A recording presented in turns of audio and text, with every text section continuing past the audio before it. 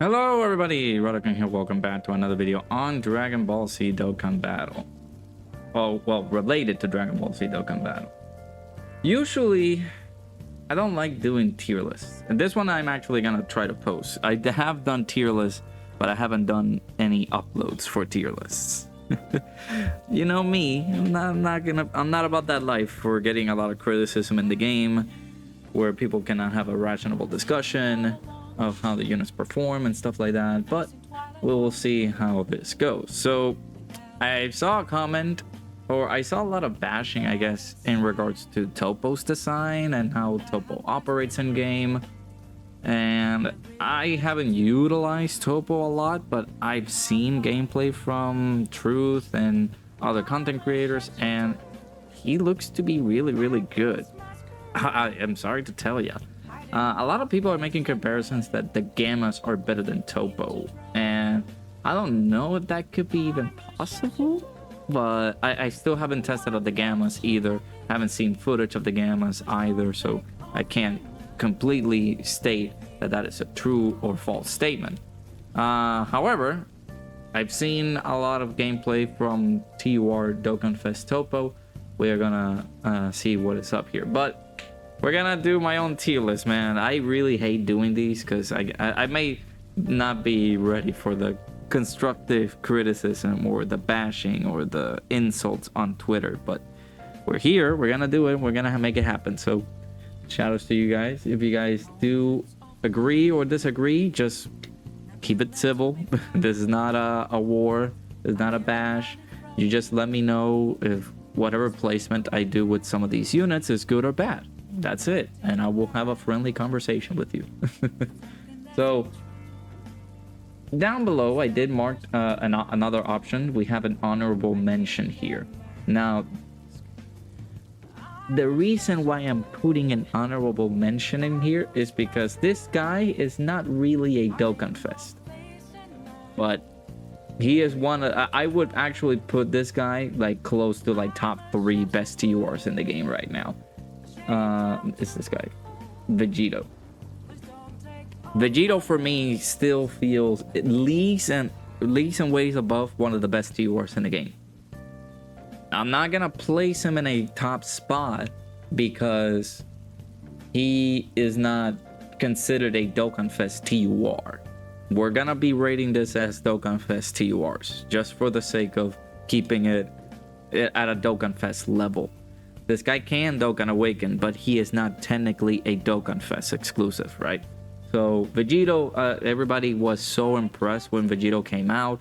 A lot of baiters out there on Twitter saying that this guy was overrated, overhyped, and I don't understand what are they doing? Are they playing the game? Are they not seeing what things are happening whenever you utilize that guy? Like, he is crazy. So let me let you know that Vegito's just nuts. Whenever he comes in with a grade A power or crossover category like team, he is bound to be like insane. You can clear fights like Fusion Zamasu and even the Omega Shenron fight easily with this team. The reason why, like, I mentioned Fusion Zamasu and stuff like that only for Global's sake. Global unfortunately has not gotten the real like true fights, right? Like the 90th anniversary stuff. So we're bound to get that soon. But I'm only rating them from Global's from a global player standpoint and from the global player perspective. This guy, upon release, he's busted. He was insane. He was incredible. He is really good. And I do not understand what people are like disagreeing whenever they come down to this. This Limit Breaker Super Saiyan 4 Vegito is just nuts, man. So really disagree on how people's takes on this guy. It's just on the negative side of things. I only see W's in here for this guy. So I do want to leave him in an honorable mention placement because again, he's not a Dokkanfest TUR. This is just a Dokkanfest TUR tier list I'm going to make. If I were to rate him as a TUR, just solely as a TUR, I would put him close to like this range, like 1 to 3. right? I feel as though you can compete with some of these spots with Vegito. He is just really, really good compared to some of the other units that come out. So, yeah, I'll put him in the honorable mention just for now. It could be interchangeable, depending on how you will want to place this tier list in, however you guys want. Yeah, let's dive right in, dude. Number 10 has to be these guys, Gohan and Piccolo. So Gohan and Piccolo, I'm going to rate these guys in terms of ability, how they perform in game. How do you utilize these guys? I'm not gonna rate them as like, oh my god, they survive in the toughest fights in the game.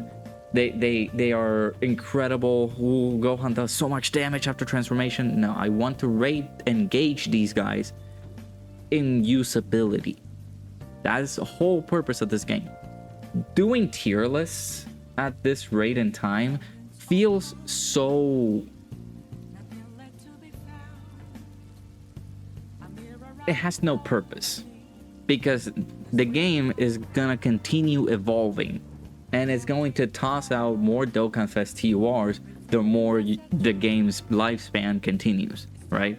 So continuing along with this like trail of having tier lists or doing takes and stuff like that, most of it is just gonna be forgotten in like 2 weeks or more, right? So all I'm gonna do is just rate these guys in terms of usability and seeing how well these guys perform from my eyes' standpoint. If your guys' standpoint is gonna be a lot better, then you guys let me know. All right, so again, let's go back to what these guys can do, right? So Piccolo and Gohan, this version, right? They're pretty good. They're a good slot 3 character. That's their role, because they're gonna be providing support. They're already providing that Bottom Master and Disciple category ally support right here, which is good. They do reduce damage received by 40% if you do have them on slot 1, and if your HP is 70% or more. You can play around with this. They have a clear vantage point as to how you can utilize this character. If you would want to take less damage on slot 1, you guys have the opportunity to put these guys on slot 1, of course, granted the conditions are met. But if you want to use these guys as a support character, which it's possibly the thing that I've been utilizing the most for my experience, then you could put them on slot 3. You could get the 60% support if they do qualify for these like terms, right? Super class allies, or Bottom Master and Disciple, or Saiyan Saga.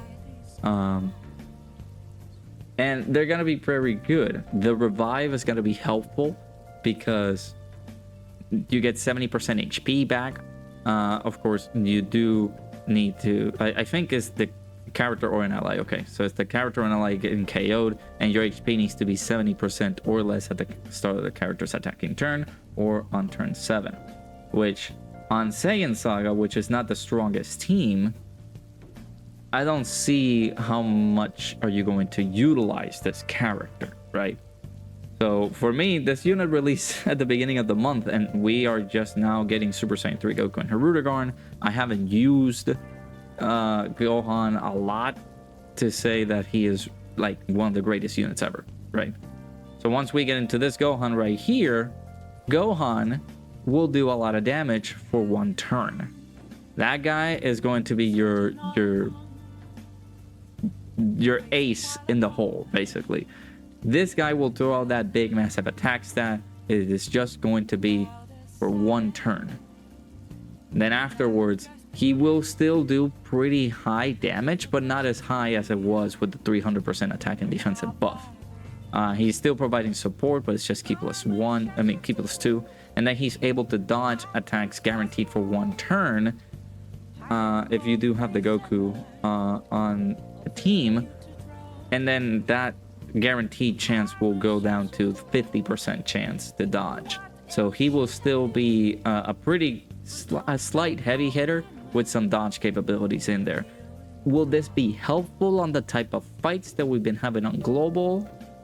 Maybe, but it's not. I don't feel like it's enough. The massively raising attack and defense though is also very, very useful. it's a 100% attack and defensive raise for 1 turn.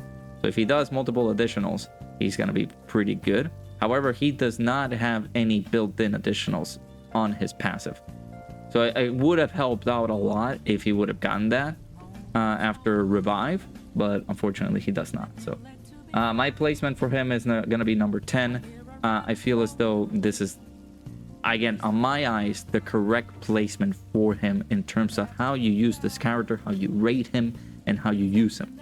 Okay, this is all depending on how your site goes. So that is my point of view for Gohan and Piccolo here. Number 9. All right, number 9. It's gonna be the DOKKANFEST androids here. Now, these guys are about to get a massive resurgence due to the anniversary. And that is gonna be absolutely good. So we got some units in here from like anniversary style. So you got UI Goku, you got Evolution Blue Vegeta. Did they share links with this guy? No, they don't. But they're going to be under these guys' teams on tournament participants in Reps at Universe 7. A lot of Reps Universe 7 units did get their ECAs during the anniversary, so they are going to perform very, very nicely with this Android 17 and 18. When I utilized them on Global, unfortunately, since Global doesn't have a lot of units that you can use for Reps at Universe 7, you will have to comfort yourself with using 23rd World Tournament Goku, and he is on tournament participants, so he does fit on this team pretty well.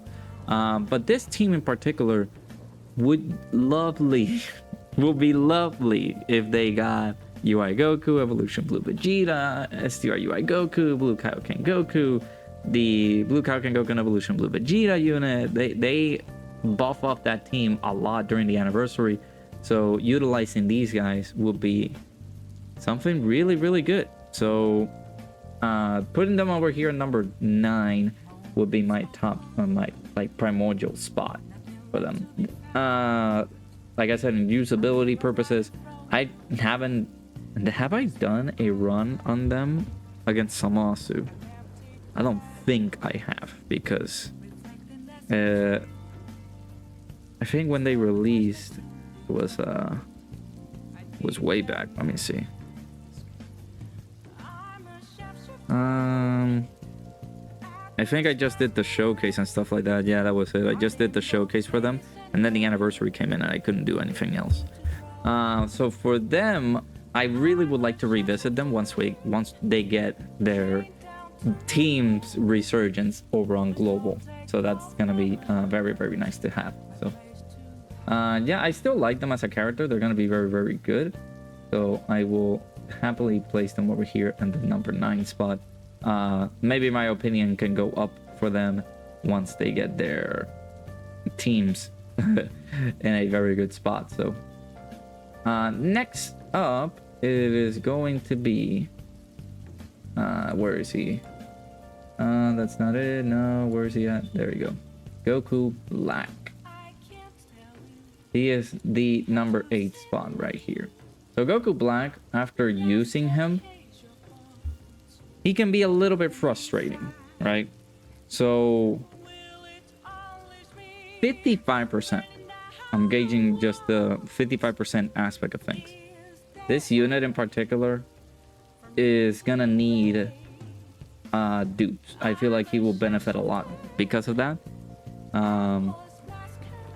For the main sake that, you know, he's able to do a lot of additionals really, really nicely if he's able to just get rainbow orbs. Unfortunately, he does not have a rainbow orb changer on his team, which is super bosses. I really do not understand why they gave him super bosses as a leader skill, but I guess it was good. It was a nice introduction for super bosses over on Global, but I don't know. I don't feel like this unit is gonna be really beneficial at all for super bosses. You gotta build a team around super bosses too, because he will get the extra damage reduction for that. And then after transformation, he does naturally changes or randomly changes key spheres to rainbow. And those are going to be helpful because once you get multiple attacks with him, he's going to do a lot of additional normals, and then you can get additional super attacks with him. Those are going to be very, very nice. The problem arises when you just have to stand by with this part, and then you have to use the domain for this guy right here. Not saying that his domain is bad, it's just right now domains are not the way that we wanted them to function. So it can cause a problem. Like his domain, do we have any effects on his domain? I think prior to transformation, let me see. So we do have his domain here, and his effect is just providing super boss category enemies and allies. An additional buff right there, which is good. But this can clash with, like, let's say Broly's domain effect, because he's gonna be supporting extreme class allies and not super class. So and the effects and everything like that is just, you're not gonna be able to have, of course, two domains at the same time. So those are gonna be an issue. So yeah, man, it's just it can be a problem. It can be a problem with this unit. A little bit frustrating to utilize him too. But he's gonna be, like, he impressed me a lot at 55%. So I guess the tough content, the tough bosses and stuff like that, we haven't seen him actually do stuff on the 9th anniversary content because he's not there.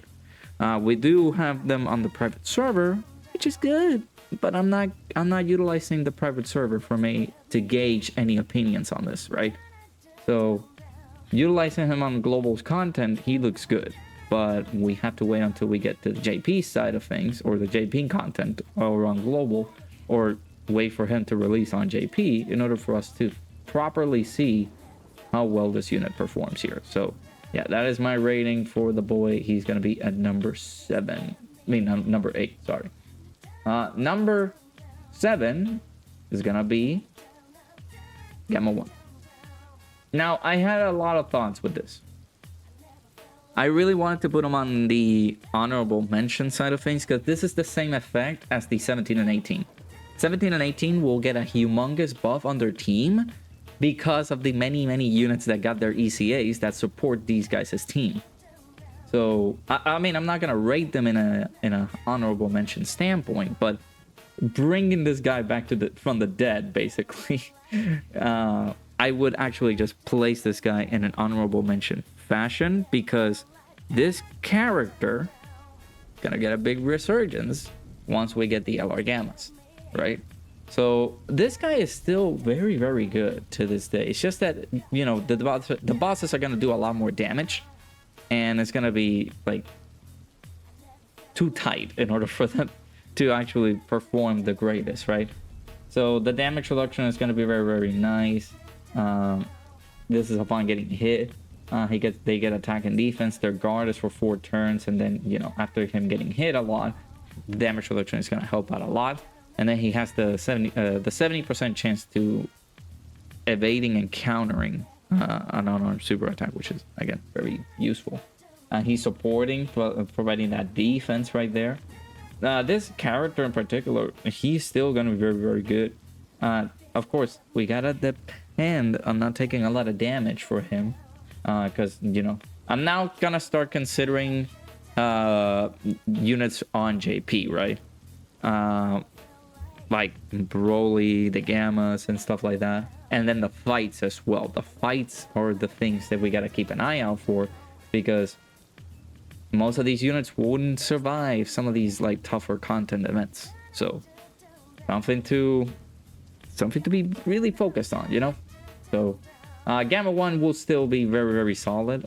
Granted, of course, you gotta get his hits in order for him to build up the damage reduction and the attack and defense that he gets upon getting hit. He's going to be a very decent tank and a very good, decent linking partner with the LR Gamma. So putting him number 7 will be very nice for me. Number 6, God Goku. Gonna put our boy here. God Goku's still very, very good. I don't understand the slander for this guy. the experiences that I got with this character, they're good and bad. Bad when I ran this guy on the Fusion Samasu fight. There were instances that maybe he didn't get all the orbs that he needed, and there's room for error that you can make with this character.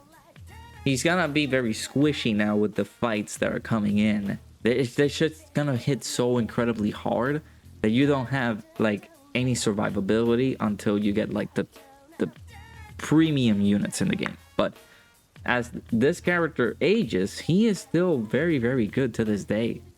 I did a showcase for him not too long ago, running him on some events before saying the unit came in, and he still performs really, really solid.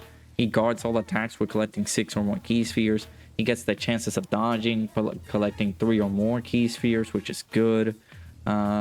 He's able to stack attack and defense on his base form right here. So all of it is just going to be very, very nice. Granted, we are not going to be using Super Saiyan Goku a lot.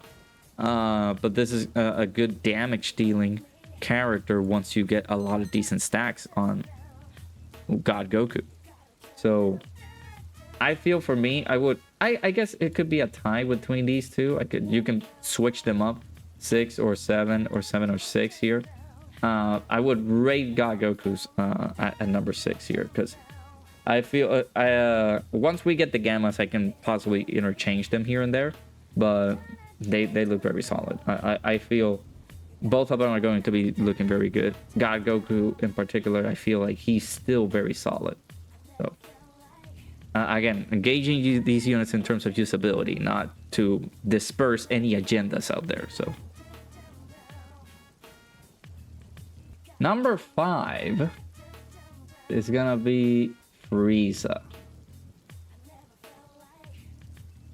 I haven't used this guy. I haven't seen a lot of content for him. But Frieza to me doesn't look too strong, right? So, planetary destruction and space traveling warrior. There was a category in here that I really wanted him to have, but he didn't have it. What was it? He does have terrifying conquerors in here. He doesn't have a human. I don't know if he has some human deeds in here, but I don't know. This is like the JP side of things. I guess I can bring him up in the wiki. Okay, so the character is having human deeds here. I really did wanted to have him get a 170 for human deeds. The way that this unit is designed is just he's all over the place, right? You need to bring Terrifying Conquerors category allies on the team. You need to have 2 or more Space Traveling Warriors category allies on the team as well in order for him to use his passive. And you need to fight low-class warrior or pure Saiyans category enemies in order for him to get a very good buff. He's all over the place, man. You had to compromise the team building aspect for this Frieza in order for him to look good. And it's the same thing for some other character that I will be discussing here. Frieza in and of itself, he will do a lot of damage. His raw defense is gonna be fine. He doesn't get any damage reduction in here. He's also not guarding, so you have to protect this guy with just the raw defense that he's able to get on his passive here. Upon getting Terrifying Conquerors category allies on the team, he's able to get some pretty good defensive buffs here. And the problem is just that you're dead set on just fighting pure Saiyans if you want like pretty good attack buffs here and there. He's able to toss another super attack if the enemy is in another category, which is low class warrior. I feel like this character is just too restricted to many of these conditions for him to be good, right? And that will be my rating. That will be my placement over here, this 5. I would rate him a little bit lower, but he's just gonna do so much damage now, and maybe his raw defense can save him a little bit. I'm not gonna count him on too much. So all right, moving on. Number 4. I had a bit of a mix and match here. Or a little bit of a tedious argument with myself. I really don't know, because these guys can be interchangeable. I like one more than the other, but this is, again, my opinion, my thoughts, and everything about it. However, this will not change my placement for these characters, so I will rate them however I can. Hirudegarn, number 4 is our boy Hirudegarn. My problem with Hirudegarn, and I have a very interesting recording session that I'm gonna do later today. Hirudegarn is gonna have a problem. At least with me, man. Hirudegarn is good. I've been using him 55%. He looks very nice.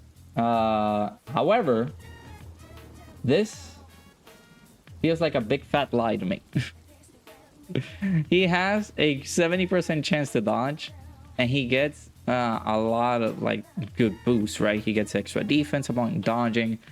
He's able to toss an additional super attack or additional attack that has a 70% chance to become a super upon dodging. He stacks defense, so he looks good, right?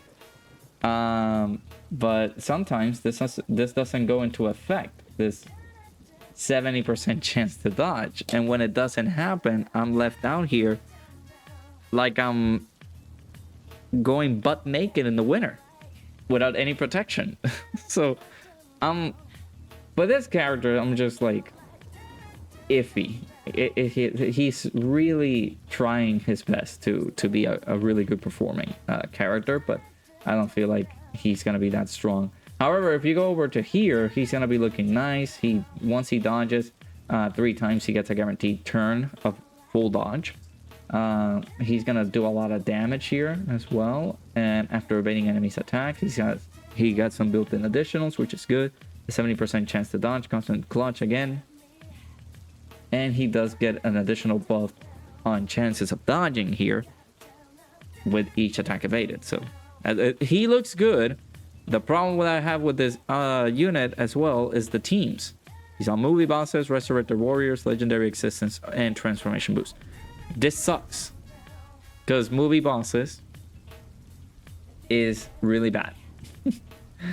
We don't have Broly. We don't have Broly, Chila, and Lemo CCA. We don't have the Int Golden Frieza, who could be very, very good. We don't have him. It's like movie bosses is not a great team at the moment.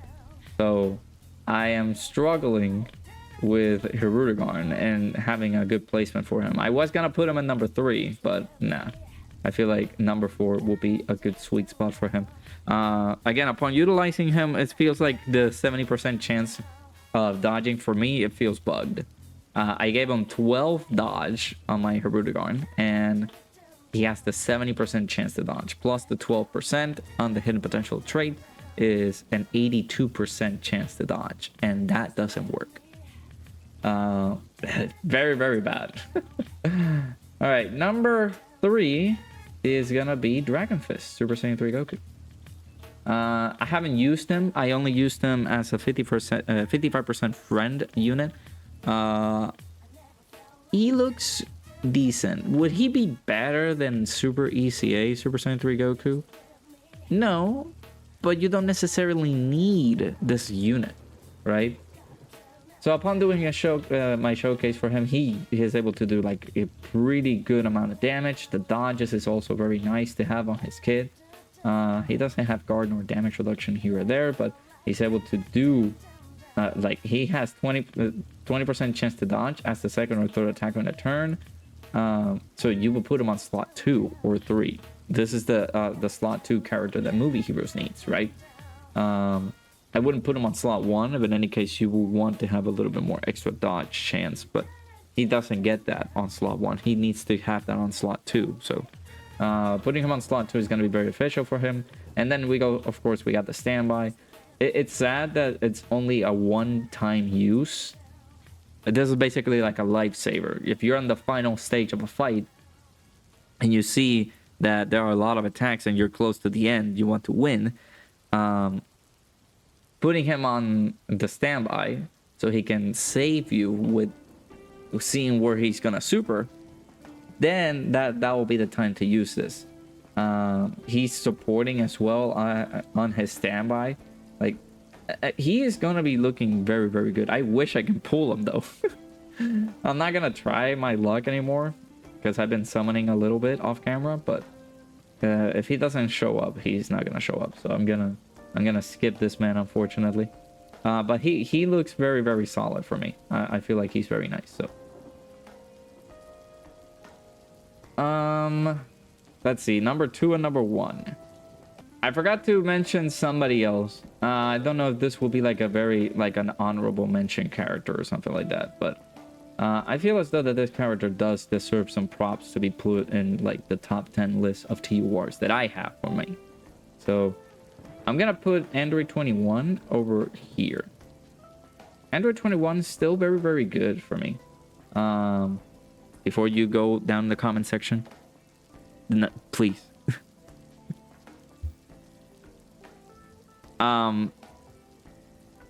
She looks good, okay? I like Android 21. She is amazing. There's a lot of iffiness when it comes to her base form and stuff like that, but you know, once we get over to here, the healing is going to be nice. The damage reduction is also very helpful. The support that she's providing to everybody is also very good. Her teams did get some pretty good buffs. The side banner character is also very good. Utilizing her, have I run her against Amasu? I need to check. So she is also like a dodge character. She has a 50% chance to dodge, and with that 50% chance to dodge, she's able to get some buffs after dodging, which is good. You would want to put her on slot 3 if you want to get those additionals popping off for her, which we rarely have like slot 3 characters, right? So that is something that we need to gauge. So I'm putting her at number 7 here, tied with Gamma 1 here, because again, she could get a good placement on the Android team. I feel like she is still very, very solid to this day. I need to run her again. I need to revisit her, because I feel as though, yeah, she came in November. I feel like I haven't done a lot of events with her, but her team is very, very solid. All right, moment you guys been waiting for, number 2 and number 1. We're gonna make this quick and painless here. So let me just bring the 2 characters, if you guys don't know. We're gonna put him right here, just so we can prepare, and then we put him right over here. All right, my placement for these 2, I'm just gonna go straight away and say it. Bam and bam. They're interchangeable. Could they be? Maybe. Let me start my discussion. So Vegeta, let's put him right here. Then we got Toppo. I don't understand the slander for this guy either. Toppo looks very strong. So with his intro, he's getting 11% damage reduction. He's getting guard. If of course you have special post or defenders of justice. He's changing key spheres to rainbow, which is something that I wish you really had, but whatever. He's able to guard as the first attacker in the turn. He's getting extra defensive buffs over there on slot 1, and then he's gonna be getting some extra attack buffs on slot 2 or 3. And then when this guy comes out, baby, he's gonna be very solid. The problem is though, you cannot put him on like too many attacks, right? Because he's gonna be getting the 80% damage reduction, but he loses damage reduction upon getting upon every single hit. He needs to get hit at least 8 times in order for him to lose his total damage reduction, which will be at like 20% damage reduction. So you gotta be careful. He's able to nullify those key blast attacks. He's gonna be getting a lot of damage here, and tossing this active skill is also gonna be popping off with some real good damage there. But Toppo on this form right here, he's gonna be very defensive. It's gonna be the same case with like not Tapion, Hirudegarn. Hirudegarn could be very defensive on his prior to transformation, and then over here he's gonna be as an attacker. He's gonna be like a little demon right there. So, but considering this fact, I'm not making the comparison that, oh my god, Hirudegarn is just like Toppo. I'm just pointing out the similarities here and there with these two guys. Toppo, I would want to name him number one, but Vegeta has some things here and there that just make him look incredibly good.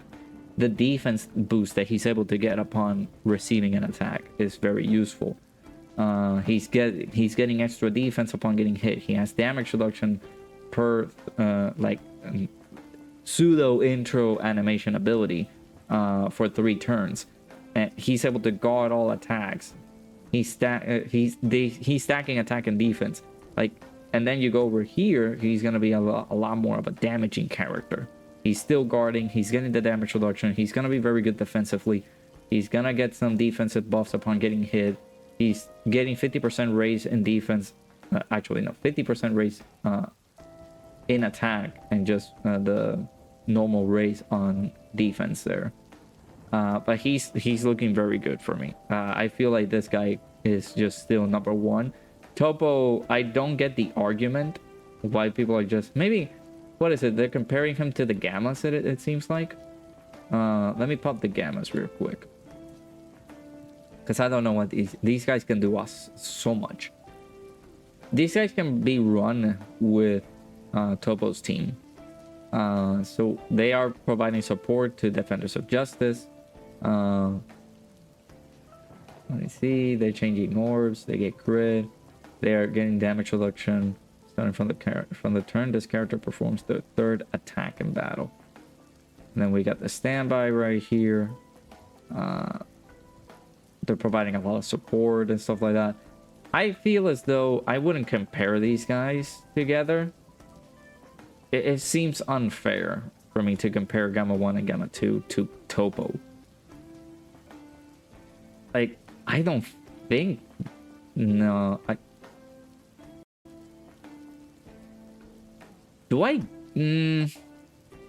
I can't say that. I don't think Toppo is better than the Gammas. I'm not gonna say that.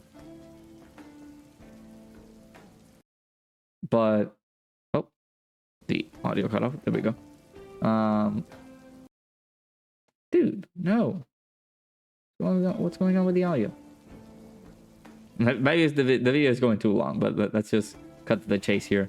I don't think that it's reasonable to make a comparison between this guy and the LR Gammas. I wholeheartedly disagree about making that comparison. It seems ridiculous when you put it that way. Toppo is, on his own accord, he's gonna be phenomenal. He does so much. He gets damage reduction on his intro, he gets guard. He's already gonna be guarding on slot 1 if you put him on the after receiving an attack, right? So this is gonna help him out so much on those tough events, especially like Zamasu. I will bring up Zamasu because he's just gonna put on the pressure on the early going, and this guy can protect you. This Toppo right here, he's gonna be very, very helpful. Vegeta, of course, he's also gonna be looking pretty good too. So that is my raging. So my ranking, I guess, on some of these characters here. 20% damage reduction too. So he's getting 31% damage reduction if his intro is active. Of course, he will lose that after turn 3, or for 3 turns. So if he's on slot 1, he loses that on turn 5, I guess. And if he's gonna get the 20% damage reduction, by then he's gonna be pretty good on defense. He's gonna get the extra buff on defense. I'm putting him on slot 1. Like, he looks good. He's gonna be solid. And running this guy alongside the Gammas, they are on his 200%. So they're gonna be cooking good. They're gonna be cooking, dude. So, and then Vegeta, of course, we all know how good this guy is. Like, he is very, very strong. The reason why I would rate this guy number 1 instead of putting Toppo on number 1 is that there's so much defensive capabilities that Vegeta is able to get than Toppo does not. Toppo is able to get some pretty good defensive buff on slot 1, but that means that you have to lock Toppo on slot 1 in order for him to get that. Vegeta can be roamed free, right? He doesn't need to be on slot 1 in order for him to get some extra defense or extra damage reduction or anything like that. If you do want to get that, you put him on the line of fire. Just get him a lot of hits. He's gonna be building up that defense that he gets over here. He does get an insane amount of defense boost depending on your HP and upon getting hit and stuff like that. And he stacks attack and defense. Meanwhile, Toppo, I think it's a greatly raised for 1 turn. Yeah. So that's why I would put Vegeta on top 1. So there we go. That is my good old tier list. Please take me easy if you guys are gonna bash me down in the comments below. A lot of yapping, I get it, but this is my reasoning for why some of these units are in their spots. This is by no means, way, shape, or form gonna be corresponding to like, oh my god, this is an agenda. Oh, just people are not thinking with their brains. Like, I'm seeing the performance of some of these characters. I'm seeing how well are they being engaged, and I'm not sensing a lot of like frugal honesty here. Like, I'm not seeing how they are factual with some of their words and some of their statements here and there, with ranking these units or putting the plus, like the greater than or lesser than signs. It's just BS, dude. This is my honest opinion. If you guys agree with this, let me know. If you guys don't agree with this, please keep it civil, but do let me know. What are your thoughts down below about this tier list? I'll leave the link in the description so you guys can make your own. And yeah, let me know what you guys think. Hope you guys enjoy. I'll see you guys all in the next video. Bye-bye.